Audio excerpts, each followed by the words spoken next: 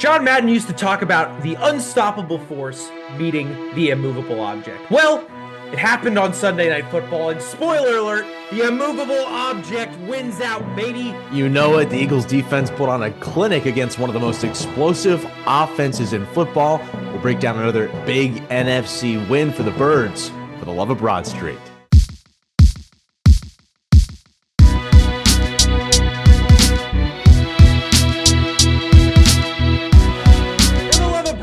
Welcome back to the show. I'm Jake. That's Marshall. We've learned in our vast experience of about 11 episodes that sometimes we're going to get stuff wrong. Okay? That's just how it is. For instance, I predicted this high-powered Lions offense would overpower our defense, then they'd win in a shootout. I kind of missed the mark. A little. Yeah. Just a little. They could only muster 9 points against us. 9. Single digits. Marshall, how do we go from not being able to stop the New York Giants with a rookie quarterback and a rookie running back to dominating, statistically, the most explosive offense in football? What happened?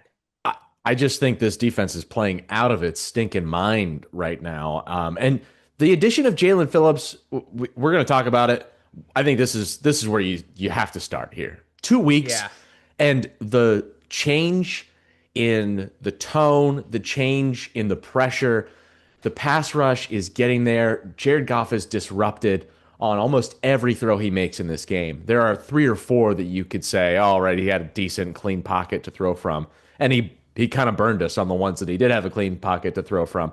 But the pass rush, the reinforcements of Nolan Smith, Jalen Phillips being in there, even Brandon Graham getting in there, this is a completely different team on defense now, Jake. I could not believe how much time it was. It was like, bam, they're there. Every single play. And then, man, the addition, kind of a midseason addition in a way, but because of the injury, coming back, number 17, man, I can't believe he's unreal, isn't he? How he is playing right now. Guarding, you could say it too. Yeah, you know what we're talking about. He's sticking with probably I don't know if there's anyone more explosive than the Lions running backs. Yeah, and he was covering them step for step. Yep, all game. Jahmyr Gibbs, all game, 30 yards down the field, Jake. It's not like a little flat out route that he's keeping up with him on. He's covering blanketed the most explosive running back in football. And I think I took it for granted when we won our first Super Bowl. But then, now that we lost it and have regained it, I can safely say that I think that aura on defense that we have is when you establish that you have a dangerous pass rush, do you notice how jumpy the quarterbacks get? Immediately. Jordan Love last week, Jared Goff this week. It's like they hear footsteps when they're not there. So they're getting rid of this ball, and you look and there's nobody anywhere near him because it's just time after time after time he's getting hit or he's getting rushed or he's getting forced out of the pocket. Yeah. And they panic. They flat out panic. Right. And it happened both last week and this week, and it wasn't happening before we got Jalen Phillips. It was not. All our guys came back. It's a new defense, like you said. You talk about this internal clock being sped up. I know quarterbacks have a count to 3 sort of thing, and you got to release that ball. It felt like even if he was getting to 3 seconds available to throw the ball back there, he felt like he didn't have it. He felt like I gotta chuck it. And even Collinsworth was saying it. And if Collinsworth is saying it, it's got to be pretty obvious because he's not in depth on the analysis here. But his process, he was having to release the ball way before he wanted to release the ball, and it showed for this offense. I mean, the only real plays, Jake, that this offense was able to get. You say they scored 9 points. They scored 9 points against us, but situationally, they really just scored 6 because the Eagles defense is given a horrible field position to start. Well, basically, the Lions are given late in the game with what 3 minutes left to go in the game, a little less or a little more than that, a ball inside the 30 because of a Right. failed tush push by the Eagles. So that's like you're already effectively in field goal range. The Eagles only give up a field goal there. So outside of that one, maybe two long plays, there was a long play to, man, and we can, whew, unbelievable that Amon-Ra St. Brown was not a factor in this game. Oh my God, is Quinion the best Eagles cornerback ever? Because like I know he's only been here a year, but like name me another guy that has just every single stud wide receiver that comes in against Hmm. him just is invisible all night. Hmm. But I don't get how that man does it because it's not like he gets help because we're helping Adoree Jackson. I So know. it's just he like is legitimately. I would fight anyone who says he's not the best cornerback in the game. It's just I can't see anyone who's even close right now. To be What honest, is what has he given up? Like I what has he given up over the course of the year? no and listen, it's hard to track this kind of stuff because it's Hmm. not like we don't run a full system where it's like Quinion follows around wide receiver one because like there were a couple times when Adoree Jackson was covering St. Brown, Hmm. but like I just statistically, I mean, the dude gives up nothing. There is almost never a time that a ball that or a wide receiver that he's covering connects down the field. They run Right. little slants and out routes and stuff, but whatever, that's going to happen. Yeah, Nothing down the field. The dude's incredible. I don't I get how know. he does it. I mean, he doesn't have any picks this year, but he was close to getting a couple. And Yeah. 12 pass defense, 12 passes That's the defense. key. Picks are like Like, the flashy stat, but that passes defended are like that's the stat for a secondary player. third in the league, And Jake. yeah, he's insane. And that's keeping in mind that no one wants to throw to him. That No. it's basically like every time someone even tries, it gets Hmm. deflected. Think He's unreal. think about these wide receivers he's gone against this year. CeeDee Lamb to start. CeeDee didn't do really anything. Yeah. Well, Chiefs, against he had a Quinion. right. Chiefs were like a little Chiefs were a game banged off up. because yeah, they didn't have and suspended. Yeah, Yikes. yeah. The Rams, Puka Nakua. I mean, A couple catches, it but wasn't nothing big. against Quinion. Tampa Right. Bay, Ibuka went off again, not against Quinion. Like, look down Right. this list. Jefferson doesn't do anything. Last week, Dobbs is on the field. He doesn't do anything. And then this week, St. Brown is out there and doesn't do Yeah. basically anything Well, against. and listen, like I I hesitate to blow it out of proportion, but let's think about who everyone said was going to be in the NFC Championship conversation. Mhm. Say it with me. The Rams, The Rams, we won. The the Lions, Packers. we won. Yeah, The Packers, yeah. we won. And us. So, like, who's left? Like, who wants a piece next? We're standing Because at the top of the I mountain, Jake. I don't know. right, we're tied with the Rams, but we have head to head because we whooped them. Right?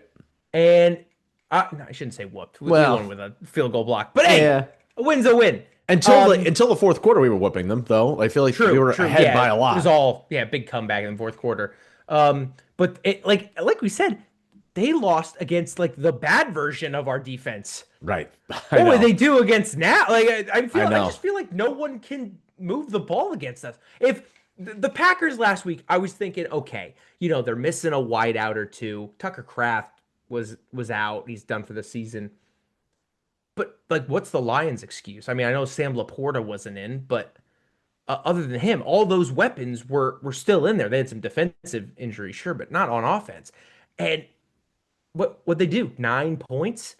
And like you said, three of those were kind of like "Here you go" by Nick Sirianni, which we can get into that later. But Vic Fangio is a hero. I don't know how else to say I it. He's a know. hero. I know. Like unbelievable, Jake. I just couldn't. Every time it would happen, I just couldn't. I couldn't even fathom. Like I was just thinking, oh, okay, another fourth down. Another fourth down. They're gonna make They'll this get it one. here. This Yeah, has got to be right. it, right? Like this is Well, 0 for and 5 on fourth down, Jake. the what's crazy is when you play an NFL game against like a normal person that's not a maniac like Dan Campbell, you're not you're not having to defend four downs. No. You your three and then a punt Right. and then whatever. Think about all the extra down. We played 5 extra downs and they still only got 9 points. I know. And they If were in if the he red was like zone for a a couple of those too. right, yeah. Listen, and there's another factor we got to get in here. I want to hear your opinion because obviously let's not forget the elephant in the room here. We only scored 16. I know. Well, yeah, we Yikes. can. Yeah. We only scored 10 last week. Yikes. But was this it was obviously insanely windy. They showed the kicks on the Hmm. broadcast going Yeah. everywhere. Was how much of it was the elements and how much of it was just our offense isn't or our defense is insane? I think that it definitely had some bearing on the game, especially from the standpoint of like longer throws down the field. But even I don't know, both quarterbacks felt like they had a tough time completing routes that I thought should have been completed. I'd even say that of Jalen. He missed some throws that you would expect him to make to Devontae on the outside. There was like a third down play that he missed to AJ. I understand maybe the deep shots not connecting. I mean, and the Eagles actually, to their credit, to Kevin Patullo's credit, have been kind of whining about why aren't you taking deep shots. They did take deep Right. shots in this game. It just I don't think it was the game to do that Yeah, right. because The of the one game wind. where we're like, oh, Yeah, maybe don't do that. But like, yeah, I, to your point, I'd rather almost see it and have it fail because now it's on absolutely. tape. It's on tape. Like it. Part of the problem early in the season was no one was respecting a ball down the field. It's like, well, if they're not going to throw it, why would we stand back there? So they were just Exactly. packing the box with like 9, 10 guys, and you can't run the ball like that as we Yeah. saw. But your question, I think that the elements had some factor, but you don't. I'm, I think Goff is below 40% completion percentage. Like that's not all Right. wind. That's this guy's getting Yeah. tossed to the ground. Yeah. I mean, 2 sacks in 14, this game, but a lot of pressure. 14 for 37. Hmm. 14 for 37. Yeah. That's a number you expect out of like a backup, not one of the best quarterbacks in the NFL. Yep. His Somebody rating, who is constantly ranked top five, that's probably exactly at what I was about least to say. at At least least top top 10. 10, but Yeah. I think is in the conversation always for top five. Right. And he was just, I mean, grasping at straws. But again, it's that pass rush. Hmm. Only 2 sacks, Right. 7 hits. I mean, he got hit 7 times. It didn't feel like 2 sacks though, Jake. It just because of how disruptive they were. There was even a play earlier in this game that Jared Goff is going to get hit and sacked, and instead he basically just like spikes the ball in front of Yeah. the wide out in front of him. Like anybody Right. close, okay, I'm gonna chuck it. It's the Right. closest thing. He did not get an intentional grounding on that play, but Well, it was if there was nobody else in the area, he might have. and let's think about all the throws that were batted down at the line. I Five of mean, them. Jalen Carter, Jordan Davis. Somebody Let's called go. that he was going to have a big year. Somebody did. I don't know. Somebody did. Somebody who might have also gotten the score horribly wrong in this game. Somebody But that said hey, the Lions were going to win, Jake. 1 out of 2 ain't bad, Marsh. All right, and I crushed the whole Jordan Davis thing. At Okay, least so I leave me picked the alone. Eagles to win. Okay. Yeah, that's true. No, listen, I fully acknowledge that I was wrong, and the best part about being wrong is when you're happy about it. I'm Yeah. ecstatic I was wrong. Yeah. I'm thrilled. Like, Yeah. it's the best. Because the worst thing would to be sitting here with us all moping, like, oh, I told you so, Marshall. Right. I Right. told you we were I going to know. lose. But I mean, Jordan Davis, Jalen Carter just like took over in terms of like up the middle pressure. Hmm. How just sad is it as a quarterback when you're not getting hit, when you're not getting harried, when you're not getting forced out of the pocket, you have a clean pocket and you can't get it past those giant guys in the middle because they're just swatting stuff away. Like it's just got to be so disheartening. Yeah. It's I've never seen I don't remember the last time the Eagles had more than like a hand like two bat downs in a game. It's not This a was normal thing. Like five when do you remember is when a crazy Drew number. Brees played? Like when Drew Brees played, like he was a shorter quarterback. It would happen like a fair bit when you played the Saints, but you'd Right. also get like torched down the field because he was Drew Brees. Hmm. You don't see that in like the modern NFL No, with like especially Jared Goff's like a big dude. It's not like he's a 6 foot no, quarterback running he's around a back tall there. He's guy. massive.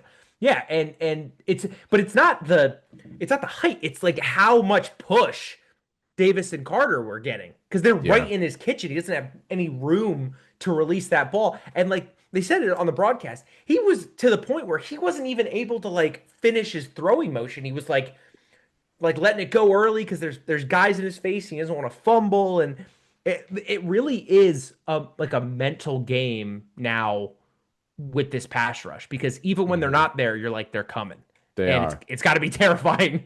And it was tight. I mean, one of those deflections, Jake, ends up in an interception that put the Right? Eagles in a Yeah, really good Coops. position on the field. But well, that's what I was going to get to here is coverage all the way around was tight for the Eagles. Yeah. And it's there were a couple plays there that obviously you want back. And I think just in the course of a game, a guy like it's tough for me to watch games and look at athletes and say, okay, they're this good, they're that good, because I'm used to watching the Eagles so much, and I want to judge people based on how they play against the Birds because they're kind of the gold standard of Right. franchises right now. But to see Jahmyr Gibbs go up against the Eagles, the speed that he had, I mean, it was like just dump it out. He's got 15 yards, Right. and the same thing for Williams. Just seeing them on the field, like these guys can fly. So it's not a surprise to me that Jameson Williams ends up scoring in this game. It is a surprise to me, though, that outside of that, and maybe another few little throws, like you think of the little screen pass to Jahmyr Gibbs that went for a long, long Yeah, it was gain. I thought it was going 42 to be yards. Yeah. a touchdown, but that's not even a secondary issue.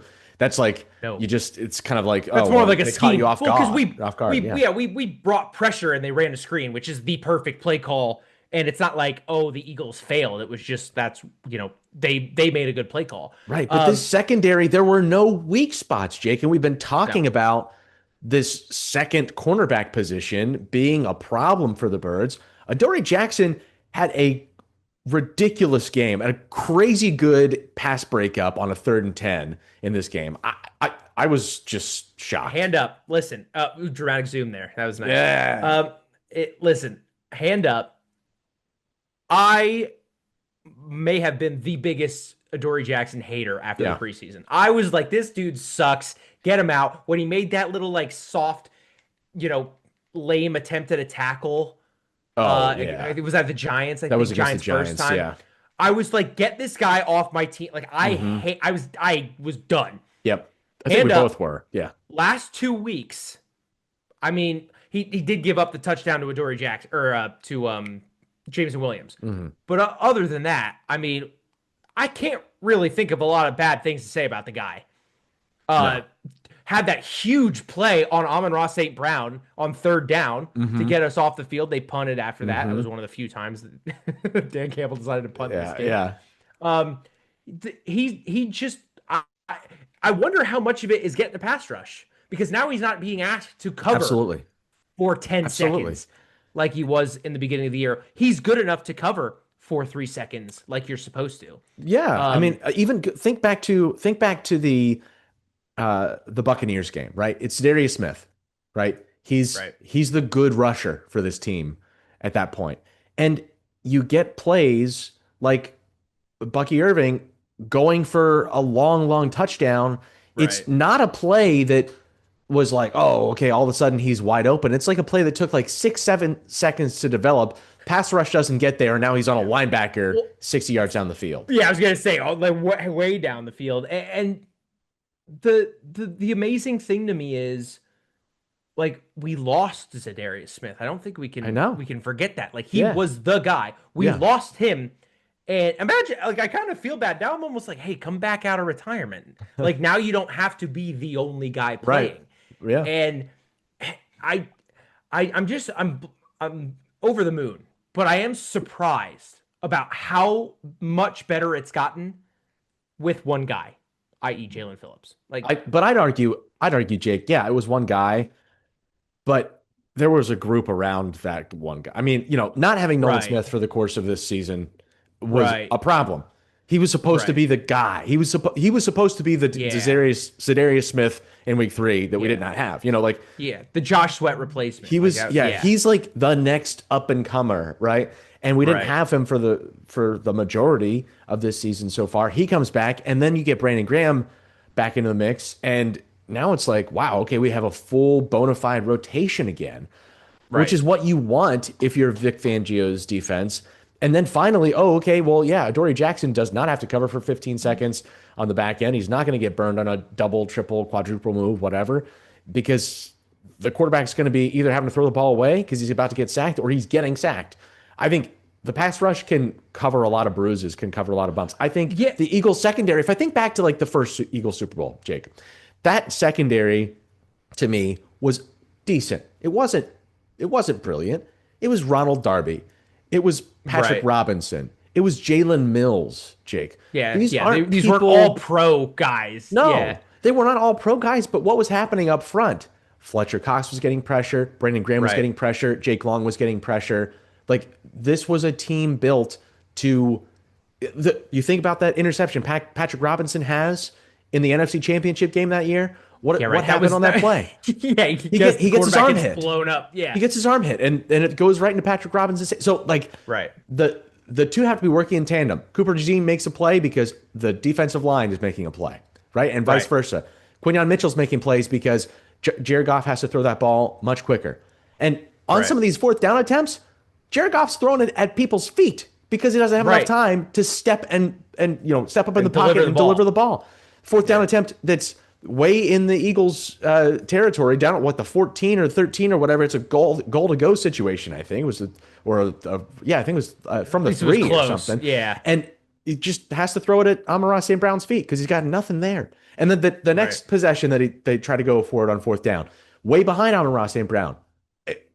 You only get that because your pass rush is a threat, and we finally have that back. I think it bodes well. But let's turn to the other side of the coin here, because I think again there's a lot to be excited about with this team. Let's start with this. 8-2 at this point in the year is a crazy good mark, especially considering all of the teams that we have just played, all the teams that have been touted as like, the class of the league, the class of the NFC. They have all fallen by the wayside. And we are standing alone on top of the mountain for now.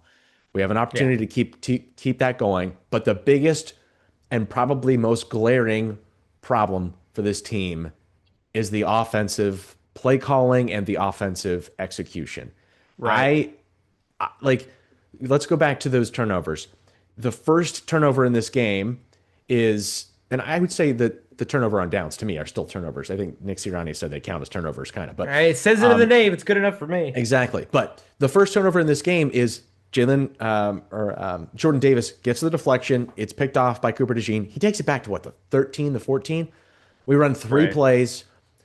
We get 2 yards. That was the one point that this is where I was thinking, okay, this is a turning point in the game. We only scored 10 points against Green Bay. We get into a position where it's perfect, almost goal to go scenario. And Kevin Patullo, early in the season, even when we weren't sustaining long drives, we were converting in the red zone. So we're thinking this could be the moment where, okay, we capitalize, we make it happen, great. And it's just absolutely lackluster execution. It's a little outside, designed, almost screen type play that they've run, like the read option, and then pitch it outside to AJ. We've seen it go for touchdowns against the Cowboys before. We saw it go for a touchdown in a previous playoff game, but it gets 2 yards, and that's the only yards we get in the whole drive. And then we kick a field goal, 3-0. Right. That you can't do that. You just can't do that. Yeah, Super Bowl winning teams do not do that. You're not going to do that. And then to also get another turnover when the Lions decide to go for it on a 4th and 2 from their own 45 or 43 with the fake punt. I don't know what you were doing. Yeah, got nobody. No one, by the way. We didn't even take our base defense off. We were just like, he's going for this, right? The Eagles' real defense is on the field, and you still run it. That's ridiculous. Didn't check out of that one. No, just is that Zach Bond on the punt team? I don't think he's not supposed to be there, is he? Yeah. And then you only get a field goal out of that drive too. Right.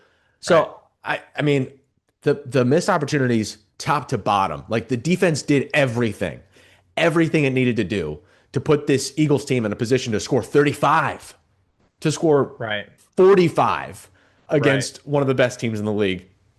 And it just couldn't do it. I think it Yeah. starts with the run game and it starts with the injuries up front, Jake. Where are you at? Yeah, I don't know if you saw Lane Johnson out for a couple weeks or 3 to 4 weeks with a Liz Frank injury. Yeah. That one's gonna hurt. Yeah. I don't know about you. I almost feel better when we know he's gonna be out. You know what I mean? Like I agree. Fred Johnson's gonna get the reps in practice. You can game He's plan gonna for get it. the familiarity. Right.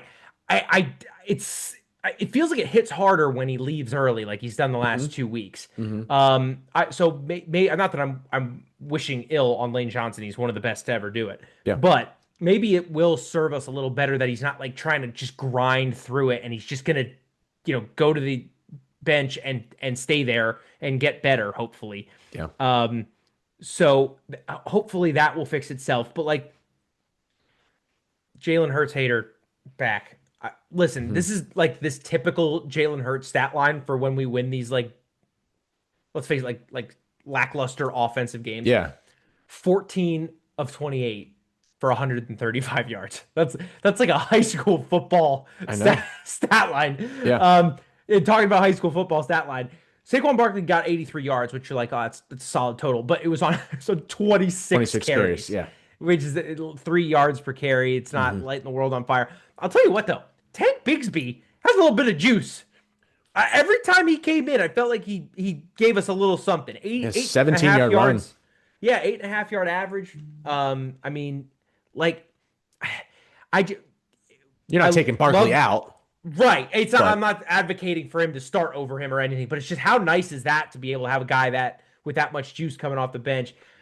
If you said who's the best performer in the first half of the season, it's probably Howie Roseman, right? hmm Brings in Jalen Phillips for nothing. I mean, one of our 3 third-round picks.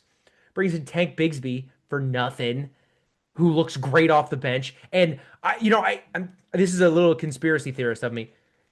You think there might be a little niggle with Saquon Barkley? Like, I think it's just that wear of a 2,000-yard yeah, season. he's quick to come off, I've noticed. Yeah. Remember last year, Yeah. he'd pop a 40-yard run and he'd get back to the line and he'd do it again.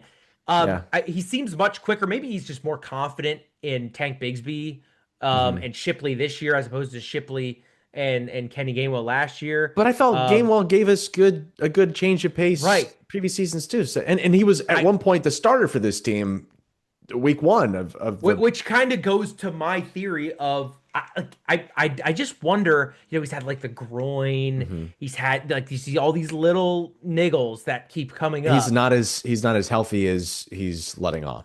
Right. And Yeah. I do wonder about that. And that, I think the problems, to your point, start up front. It's not Saquon, because No. we've seen that little flat, like pass to the flat that he had last week where he popped a big one. He still got it in there. It's just he can't do it all by himself, Right. obviously. He can't. He can't do it. And when you don't have your starting center, he also goes out in the middle of this game. Right, Jurgens popped out for a little while. Jurgens is out for a bit.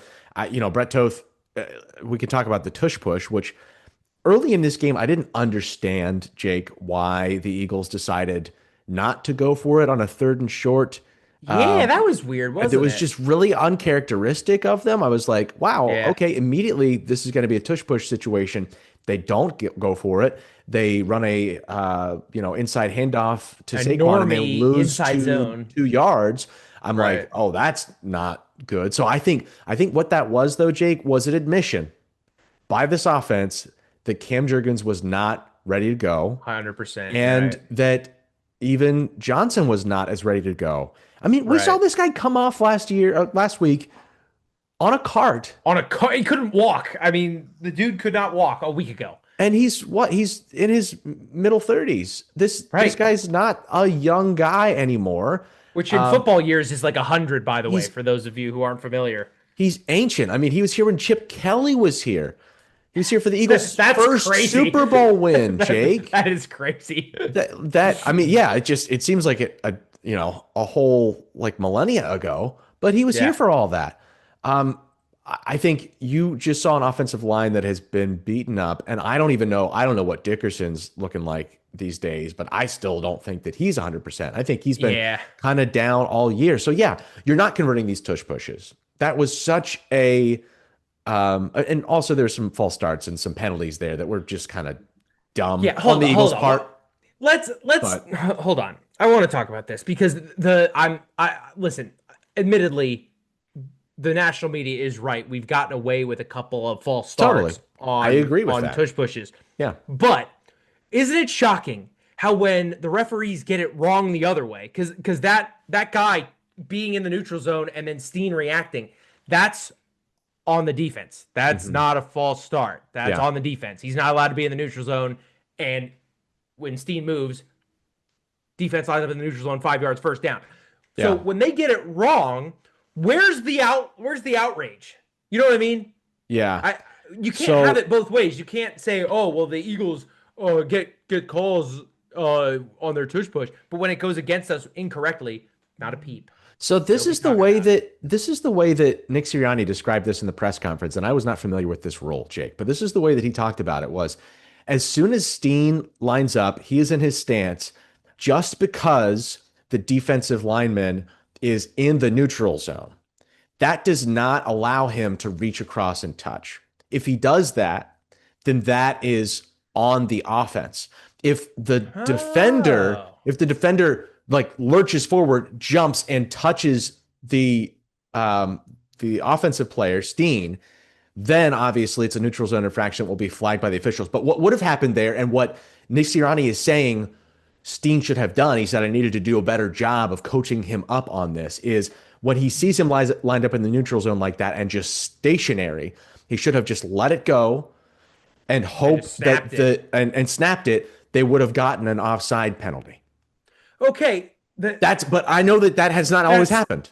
That has not right. always Well, happened. that sounds right. But they also on the broadcast, the referee expert said it was wrong. So Hmm. like, I love Nick Sirianni, but I kind of I go with the know. retired ref of 30 years. I mean, true. Uh, But that was his explanation. I just wanted to put that out right. there. No, that's good because maybe the ref's wrong and thereby I'm wrong. But like, I love you, Nick, but I'm trusting the ref on the rules discussion. Yeah. So I don't know.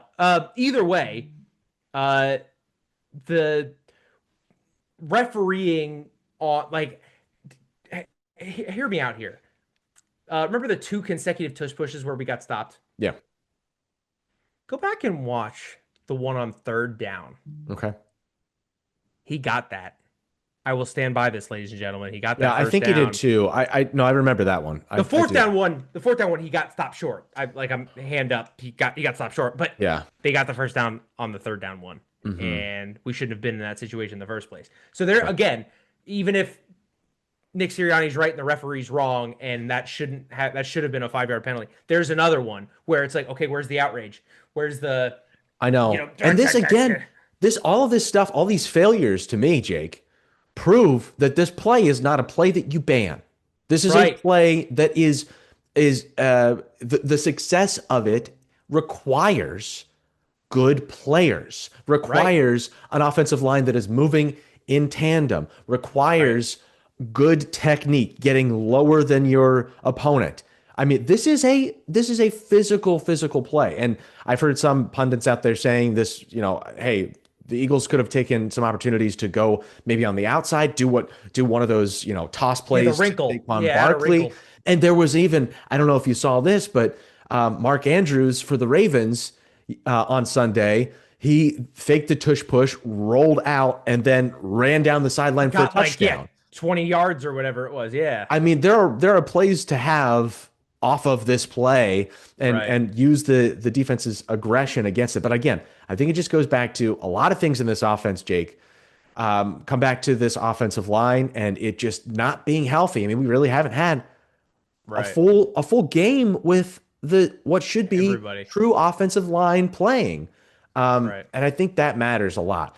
The other thing, Jake, that I think was obvious to me this week. And he had more catches than he did in the previous week. I understand them trying to do this to get him the ball more, but it almost felt like they were unnecessarily forcing the ball to AJ Brown. It was like somebody got in Jalen's ear, or AJ got in Jalen's ear and was like, "You got to get me the ball. You got to get me the ball." And he's 11 forcing targets. it to him. 11. 11 That's targets and crazy. under 50 yards receiving. I mean, yes, Yeah. there were some good spots there, right? He has a third down conversion a couple of times. There were His some that got long us in good position, but the long gain there was 12. I know. 12. And again, you could talk about the conditions if you want, Jake. Right. And I think that is somewhat of a factor here, but it did seem Well, like Jalen was Jahan not. Dotson, I know. Jahan Dotson, 34-yard play down the field. I mean, True. On a scramble drill, Jalen rolls out, tosses it over right? two defenders' heads, and then he got walloped on that play He too. did it. He held it. Way to hold That's on to that ball. what a kid from Nazareth does. That's right. Kid That's from right. Nazareth, PA. And that Go ended Blue up being a Eagles. big play because then they score. But this whole offense felt like, man, okay, we really need to feed AJ, and if we don't, we're in trouble.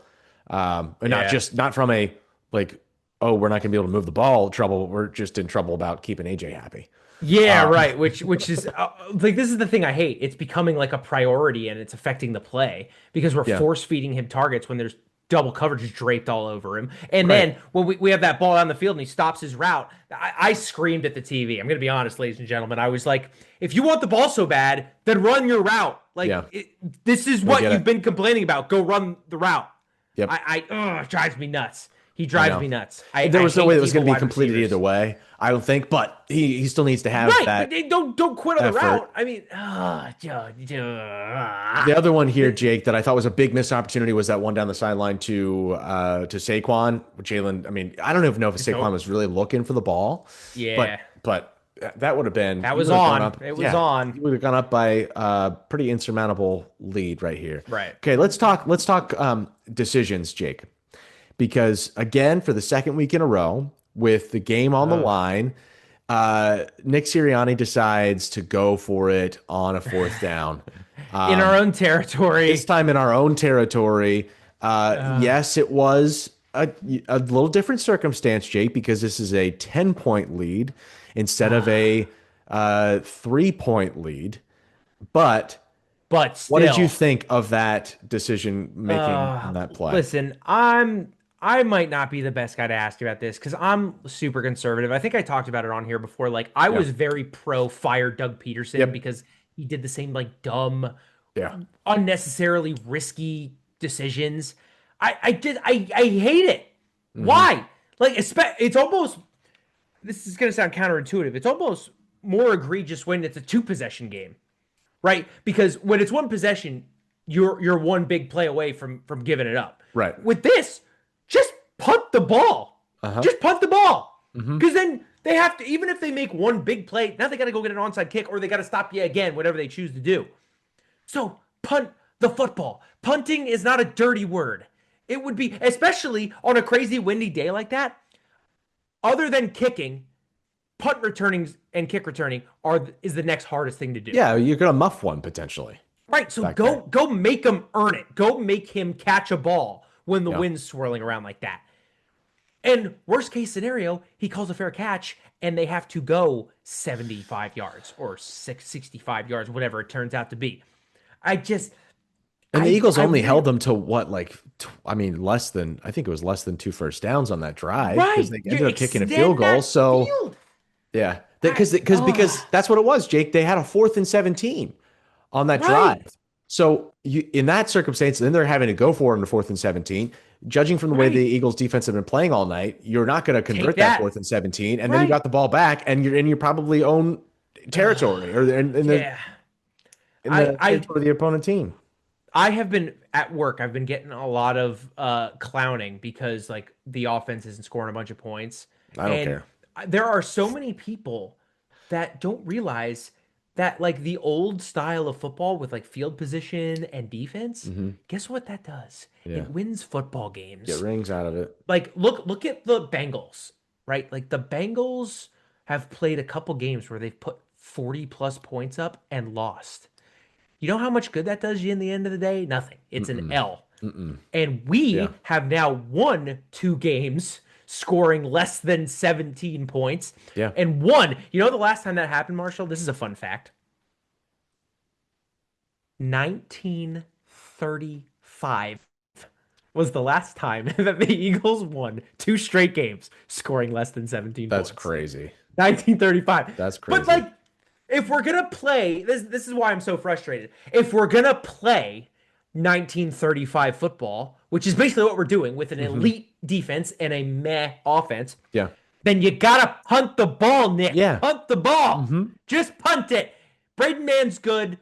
Punt the ball. And you've got more of an opportunity for your defense to make a play, turn it over, and then give your team a chance to score immediate points Right. and just cement the victory right there. Yeah. Hey, okay, we can talk about it. Jake, I'm not going to pretend to know as much as Nick Sirianni does about football No. because this man, all he has done since he has arrived in Philadelphia Win. is win football games.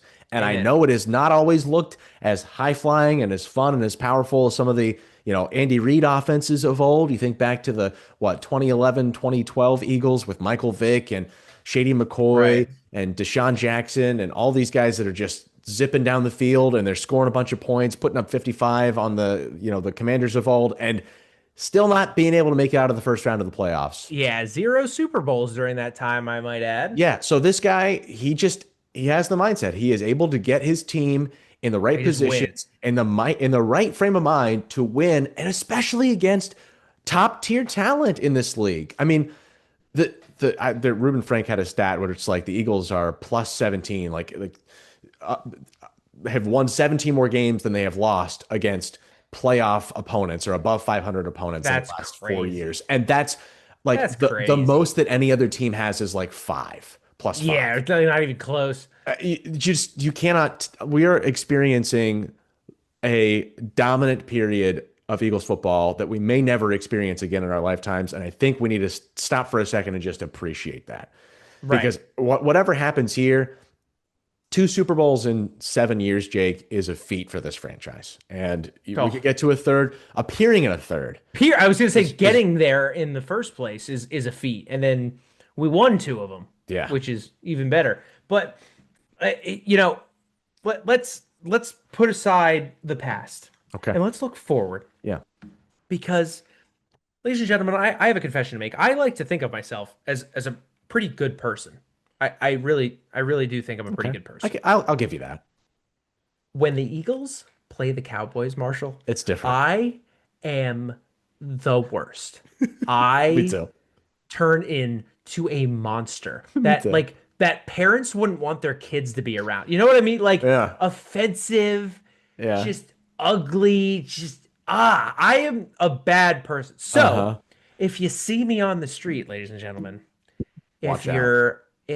you're wearing Cowboys gear, get out of my way. Get Just ready. just cross the street. I don't know why you would As be wearing Cowboys gear at this point in the season, though, Jake.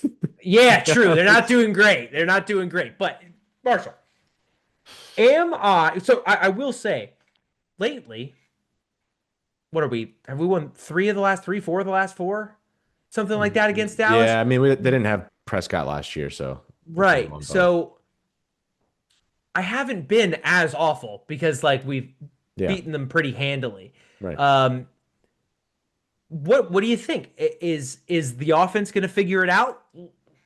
Let's look back. Gave up 44 points to the Denver Broncos before they started this high flying run they're on. Gave up 40 points to Green Bay, who we just held to 7. Yeah, Is this the game? Is this the game it's that we got to figure be. it out and we put up a crooked number? Is this the day? I mean, we did. I mean, we put up a crooked number against the Giants. Jake, you Yeah, have to remember that it wasn't like that long ago. It was before the bye, yeah, but that was a different team too. It feels like, right? The addition of Jalen right. It Phillips does has feel different. reinvigorated this team, and now we're like, oh, well, okay, now we're on the path way back to the Super Bowl. This is like, okay, true potential dynasty moment forming here for us. Yeah. Um, but the Eagles still beat up on that Giants team, and I think in some ways the Giants team was a better team. Yeah, they lost Scatterboo in the middle of that game, but Yeah. I'm more afraid. I was more afraid of the Giants rushing attack than I am of the Cowboys rushing attack. Right.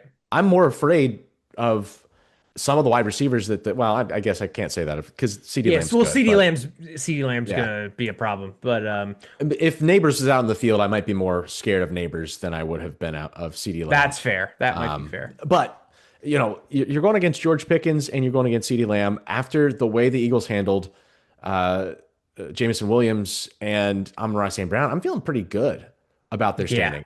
It I doesn't it doesn't look the same as it did.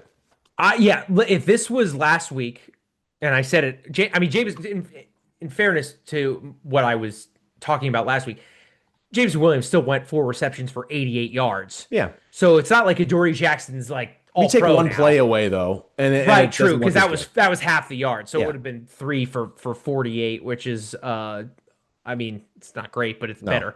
better. George Pickens might be a problem because I'm assuming we're gonna put Quinion on CD Lamb and Quinion's gonna Quinion and he's gonna shut him down. Yeah, But like he did week one. right, exactly. But Pickens might be a problem. So it will be interesting. Saying all this, what do you think? Give me a score.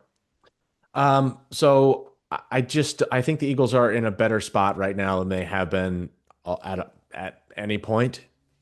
Offensive struggles aside, I just think that there's no way that the Cowboys can make this serious competition without really doing some high flying on offense. And the Eagles defense to me has been playing lights out as we've seen. I think that the Eagles are still going to have some struggles, but I don't think it's going to be quite as bad as it was last week. I can't see them winning a third straight game with under 17 points. So I'm going to put them hanging 30 on the board. Ooh, okay. I think the run game has a little bit of struggles, but I think AJ Brown and Devontae Smith. Devontae didn't have like really anything going against the True. Against one catch for 8 yards is Lions. very not Smith like. Yeah, and this is going to be played in a dome, so the weather factors are not a wind problem won't matter. anymore. Yeah. And I think he was like on a really good pace, and I think he's going to come back. So I'm looking at 30 to give me 30 to 20 Eagles in this game. Oh, that's a fun one. Yeah, Okay. I think we go to Jerry World and we just say put it to bed. We don't you're not even in the conversation for getting the division. Yeah. I'm still I learned my lesson. I'm not picking against them, but I have a less rosy outlook. I think it's going to be another low-ish scoring, not like we've seen lately, but I give me like a 24-17. 24-17 win for the Birds. We get the job done, but it's not going to be comfortable. I'm not going to be nice. I'm going to be a nasty piece of work. Yeah. If you have never met me before, don't judge me based on how I behave on Sunday. He's not a stereotypical Eagle until the Giants or the I will say I think Cowboys I'm a relatively level-headed Eagles fan. Yeah. Unless it's the Cowboys, and then I would say the same thing. I am nasty. Don't talk to me on Sunday Hey, unless we win. Well, we'll talk to you after the game, Right, for sure, and then no matter I'll what. be happy as a clam. The trade deadline is come and gone for the Eagles. We know it. We know it was a big one, but for the Phils, the trade rumors are just starting to heat up, Jake. Yeah, we've been talking free agency a lot, but this adds like that whole extra layer of complexity because reports have surfaced that this is an important distinction. Johan Rojas has been made available by the Phils in trade talks. That's an important distinction. That means we have said, we'll get rid of him. Look, we've got this high-flying, great glove, can't hit center fielder. Yeah. Who wants him? We're dangling him out there. Right. Keep in mind that important point when I say the following. The Phils are receiving trade offers, so coming from outside the organization, about basically our entire stable of left-handed relievers. Matt Strom, Jose Alvarado, Tanner Banks, Marshall. Are any of these guys on your radar to be able to let go? And if so, like what kind of haul are you looking for in return? Man, this is a tough one. I don't think you can let Strom go. I just don't. Interesting. I don't think that Strom is the one you want to leave. I would I would be relatively okay with Tanner Banks stepping out. But Yeah. the one that I'm just kind of like, it seems like this might be the eventuality is Alvarado. I think Hmm. that's the most likely of the three because Interesting. of the injury potential. Yeah. Obviously that, and then coming off the suspension. Um, Right. so I don't know. Maybe they have a different viewpoint, but it just of the three of them, it just feels like Strom has been so consistent, and I know that Jose has been really good as well. But Right. I think of the three of them, I'd say Jose's the biggest trade piece as well. Oh, see, that's where I differ a little bit from you because I think the most appealing guy for other teams would be Strom.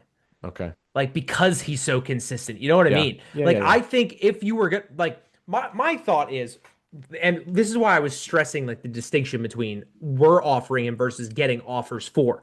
Yeah. We aren't shopping these guys. Right. Other teams are saying, "Hey, like Yeah. I see you have a bunch of left-handed relievers. Could we have one?" Sure, you can have them, but I want a bunch of It's gonna be a good stuff in package. return. Yeah, give me something good. Hmm. I don't think you get something like I'm with you in that I am most okay with Tanner Banks leaving, but Yeah. I don't know if we get what we want in return. Like I don't think you get the value Tanner Banks adds for Tanner Banks Right. because he's kind of just like under the radar good. Um and that's why I think Strom is very on the radar good.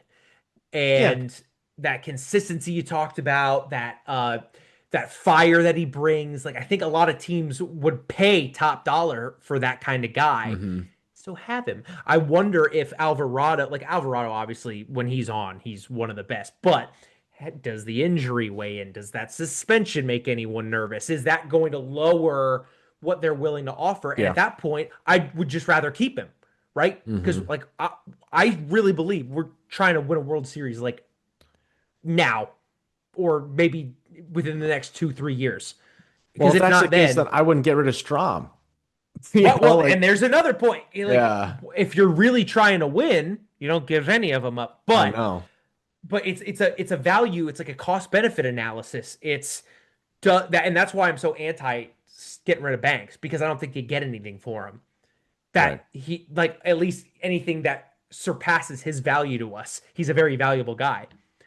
I think we could get something really. I could think you get someone to overpay for Hmm. Strom, and Hmm. and what position that might be would depend on information I don't have right now. Like who else are we looking at signing? Right. Do we bring Schwarber back, or are we trying to get another big bopper? Like what else are we looking for? But that's my take on it. Hmm. Um, so with that in mind, let's get back to like that free agent market analysis we've been doing. The first big fish has been reeled in, Marshall, and rather appropriately, it was by the Mariners. That's Hmm. a fish joke, ladies and That's a gentlemen. good one. I Josh like that. Josh Naylor reportedly signing a 5-year deal They to got him return to hooked, Jake. yeah, that's good out of you. We need more of that. That's Someone want ladies and me to gentlemen. scale it back though.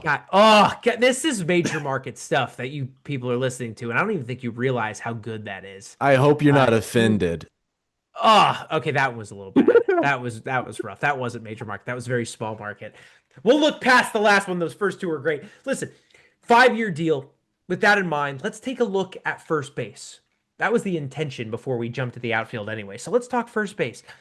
This is going to be a very nuanced discussion here, Marshall, Hmm. Hmm. because we have Harper there, who's very, very Right. good defensively at first base. A lot of these guys we're going to talk about are not good defensively. Yeah. But they're first basemen. Who cares? So keep in mind that a return to the outfield is potentially like on the cards. And there's probably no one that Dombrowski. Oh, even my dog's getting excited about that. There's probably no one more worth a uh, a shift from Harper to the outfield, um, other than Pete Alonso. I mean, Uh-huh. if we were to land Yeah. Pete Alonso, I think Bryce would very happily just return to Yeah. right field or wherever they decide to put him, maybe just DH, maybe Pete Alonso DHs, no matter what happens. That's the guy. Now Yeah. that Naylor's gone, I think you can call 1A, 1B with Pete Alonso and Naylor. Naylor, the more like true hitter, Hmm. Alonso, the big bopper. Yep. 38 I mean, homers. yeah. And something that's low for him, but his average climbed. Hmm. So like that's really promising to see out of like a prototypical power hitter. The ability to put the ball in play. We saw it from Schwarber this year, Yeah. getting his average up over 250.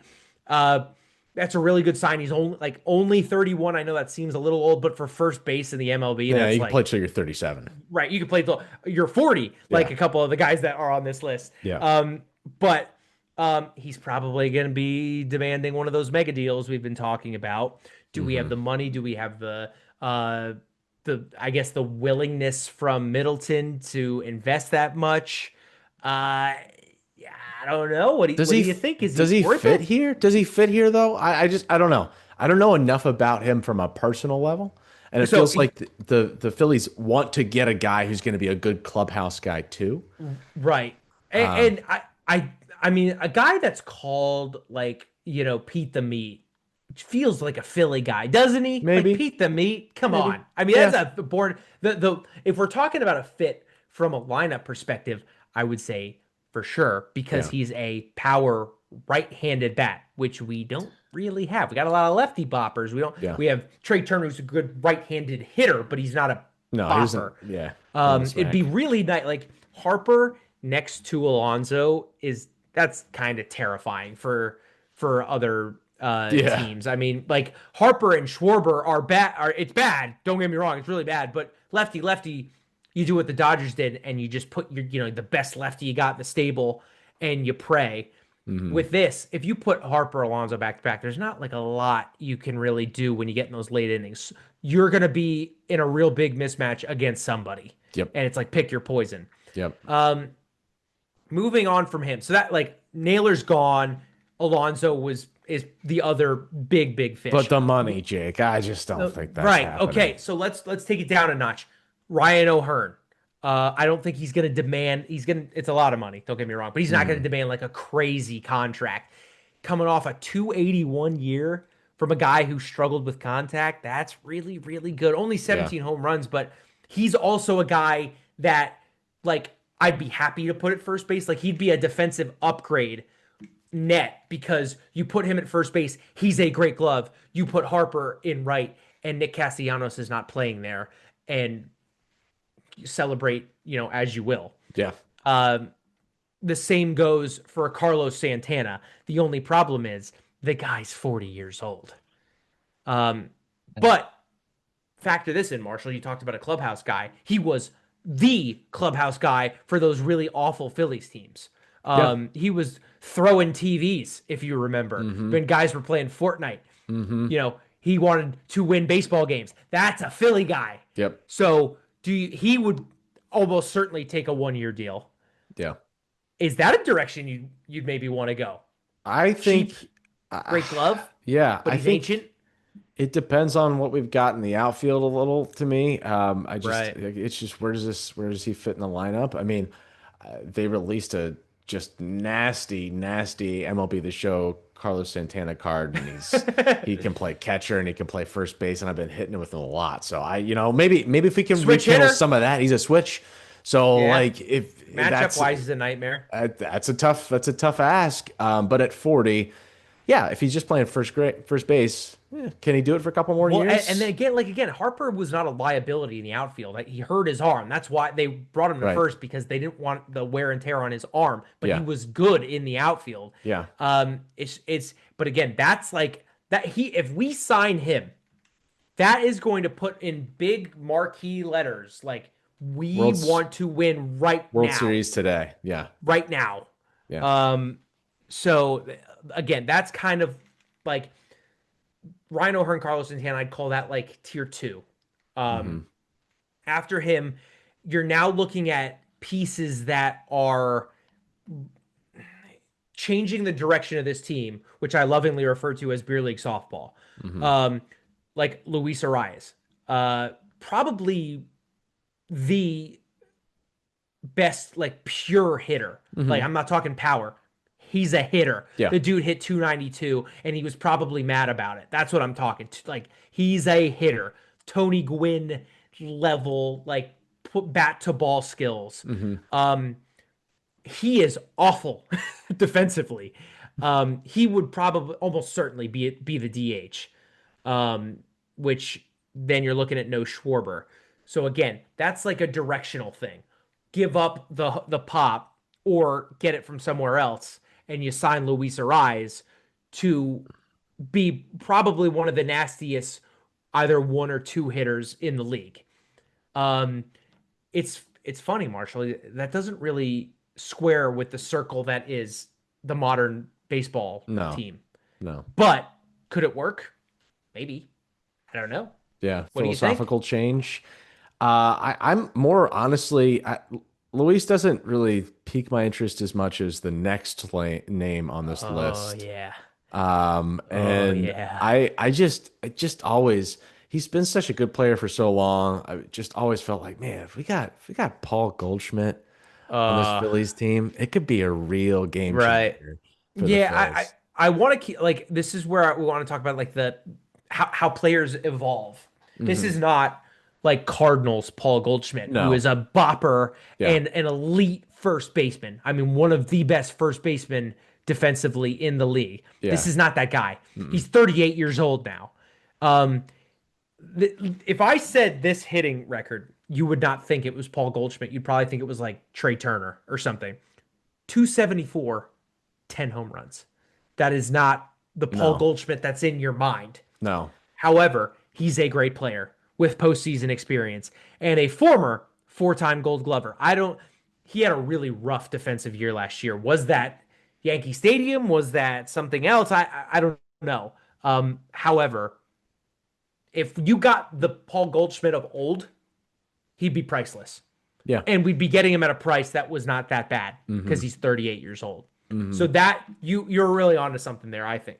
I would love to see it. Again, given that other pieces have to fall into place. Obviously, if you're trying to keep Schwarbs, then maybe the math changes a little That's bit not, on yeah, that's this. not probably But your move but I still think that he would be an interesting and intriguing, probably the most intriguing of any names on this list. for the cost for sure. For the Like for the cost. for the cost there. But I, and I Marshall, but I don't think that I, I don't know. You look at WAR all the time, and we're looking at yeah, all the guys on this list to this point have been at or about two or above when it right. comes to WAR. He's sub two. He's That's what I'm sub trying to get two. across. This Hmm. isn't the Paul Goldschmidt we all remember fondly. Yeah. But Marshall, one thing that these good people probably don't know about me, I'm a romantic. I love a Yeah, story. I absolutely. love a story. Hmm. And what if we welcomed back Reese Hoskins, ladies and gentlemen?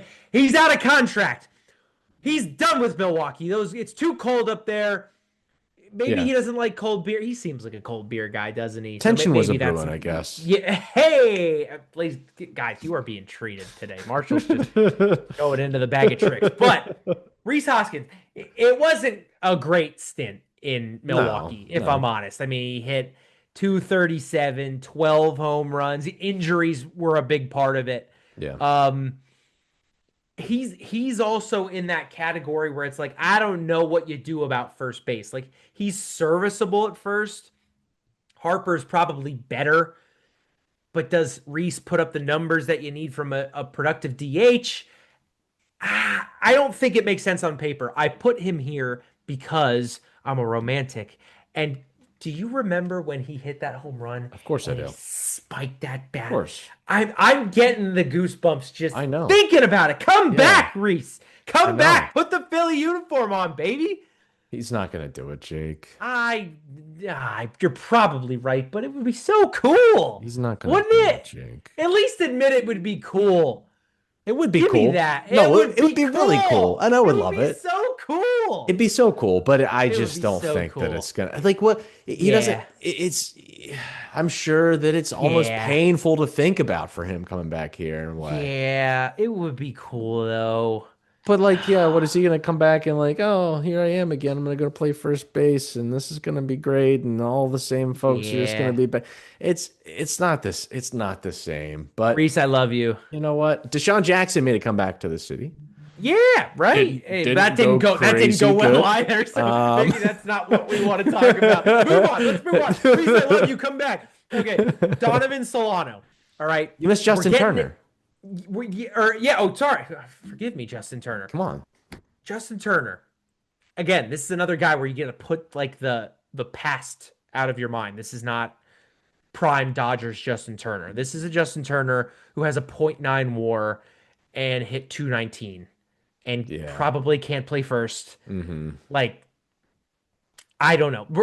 We're firmly in. Reese Hoskins is fun, Yeah. but not gonna win you a World Series by himself. We're now firmly after Reese Hoskins. These are a smattering of either huge philosophical changes or Question long mark. shots. Yeah. Justin Turner, that's a long shot, right? Mm-hmm. You're trading on a guy who's 41 years old and hoping he rekindles the magic of old Justin Turner. Could happen, but the numbers don't show it as of last year. Donovan Yeah. Solano, same way, 38 years old. He hit 3 home runs last year, 247, which isn't too bad, but he's not really a fielder. He's not going to bring anything there. And Dominic Smith, um, who hit 284, but only 5 home runs.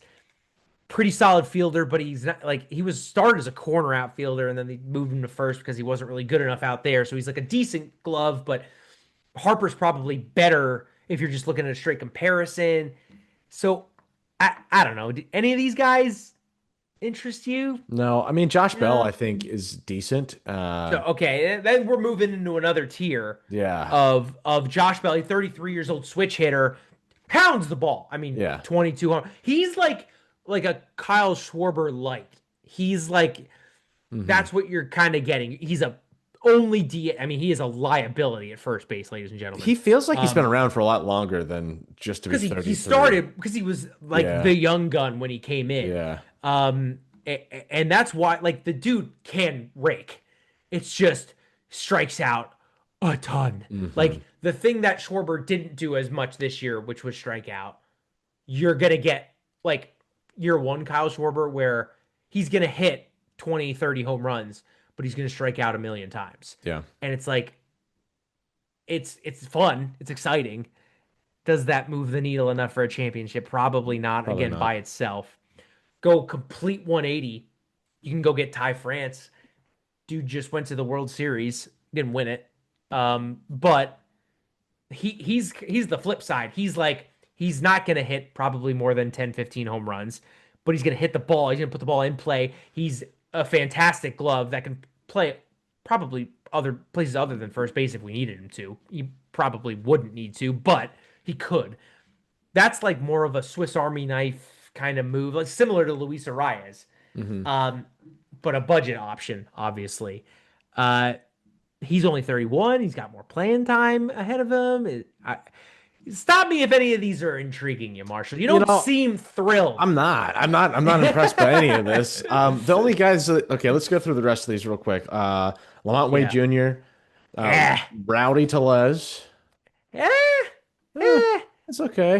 that's like a Josh Bell-esque move. Yeah, Wilmer Flores, Lewin Diaz.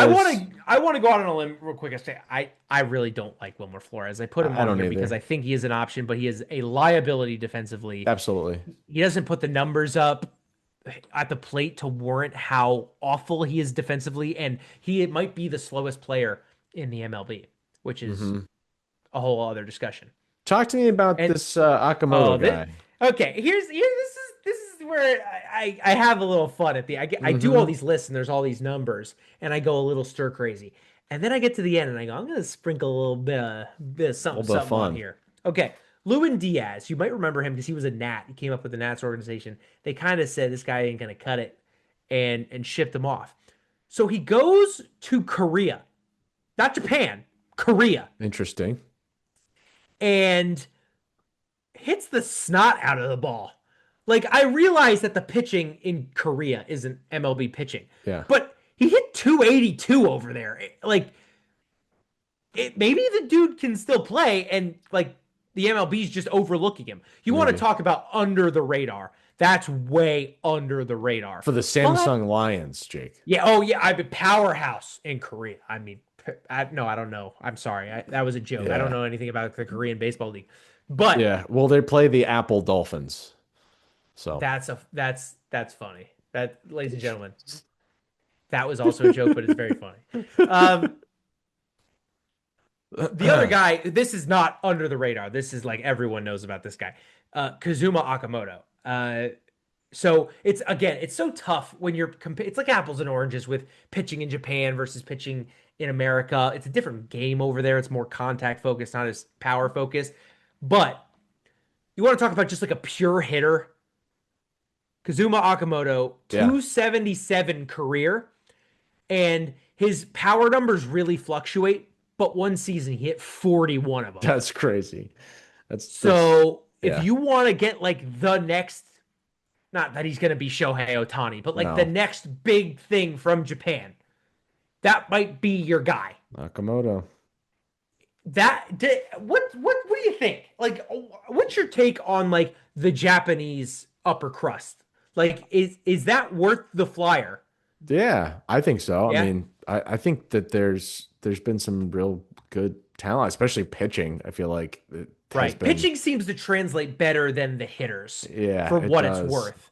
But still, like, and it's at a position where like if he doesn't really work out, like Harper's still there. It's not like you need him. I think it would just, as all things do, come down to like how much is this dude willing to sign for. He explicitly requested to be posted for the MLB. Like that was not like the team or like he said, I want to play there. It's the best league in the world, which kind of makes me think he'd sign for cheap. Yeah.